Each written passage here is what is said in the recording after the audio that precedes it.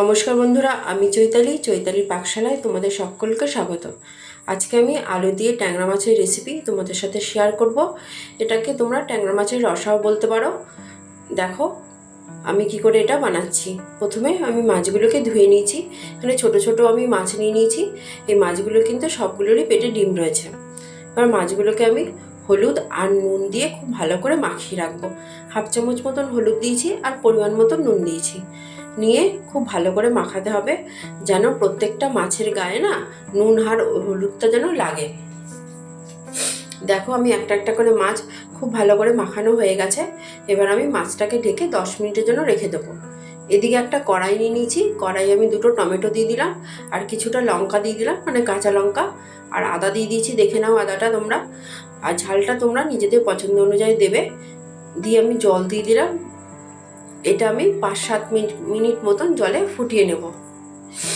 দেখো একটু নাড়াচাড়া করে নিচ্ছি। এবার যখন দেখবে কালারটা চেঞ্জ হয়ে গেছে তখন গ্যাসের আঁচটা বন্ধ করে দেবে। এবার জল থেকে এগুলোকে আলাদা করে নিচ্ছি।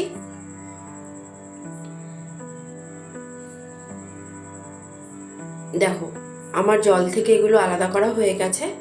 এবার আমি ওগুলো একটু ঠান্ডা করে নেব।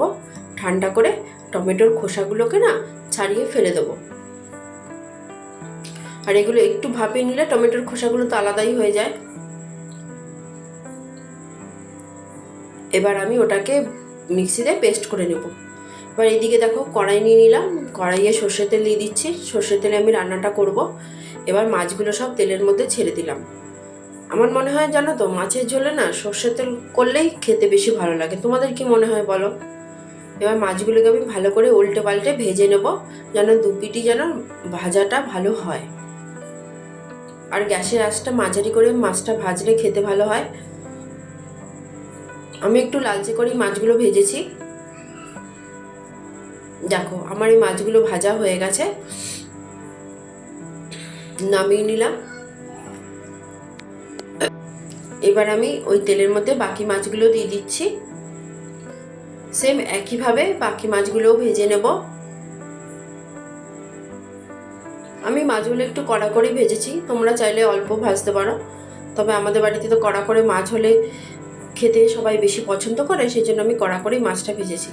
দেখো ওগুলো নামিয়ে নিলাম, ওগুলো ভাজা হয়ে গেছে। এবারে তেলের মধ্যে আমি আলু দিয়ে দিলাম। দেখো আলুগুলোকে আমি পাতলা পাতলা করে একটু লম্বা করে কেটে নিয়েছি। এখানে আমি 4টে আলু ইউজ করেছি। তোমরা তোমাদের পছন্দ অনুযায়ী বেশি বা কম করে নেবে, বা আলু ছাড়াও তোমরা রান্না যদি করতে চাও তো করতে পারো। এবার তেলের মধ্যে আলুগুলোকে ভালো করে ভেজে নেব। এমন করে ভাজবো যেন 80% মতন আলুগুলো নরম হয়ে যায় ভেতর থেকে। একটু নাড়িয়ে চাড়িয়ে ভেজে নিচ্ছি।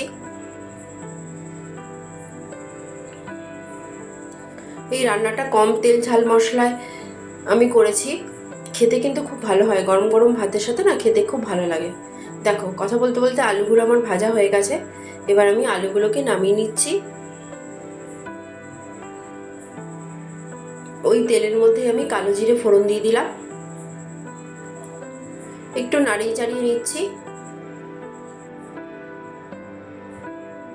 এবার দেখো যেই পেস্টটা আমি বানিয়েছিলাম টমেটো আদা লঙ্কা দিয়ে, ওই পেস্টটা আমি এর মধ্যে দিয়ে দিলাম। খুব ভালো করে মশলাটা কষাতে হবে।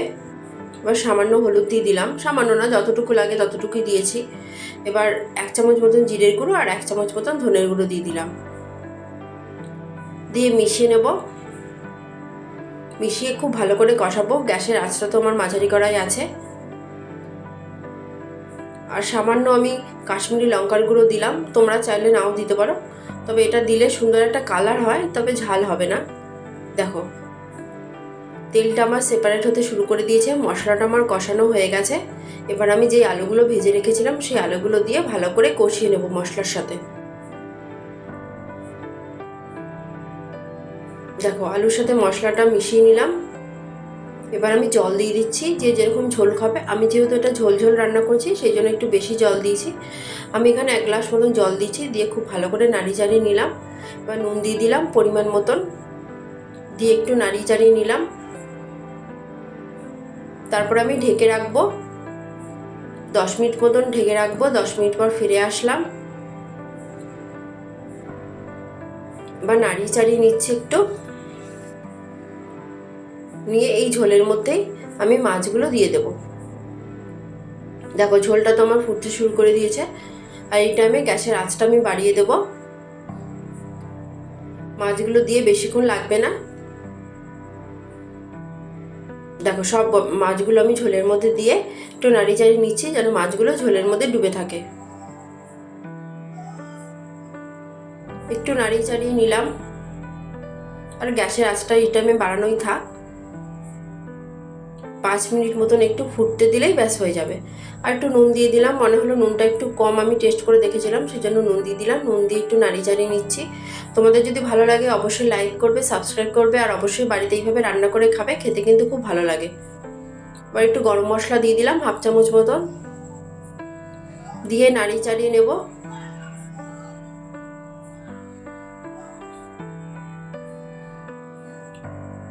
দেখো একটু ভালো করে নাড়ি চাড়িয়ে নিলাম।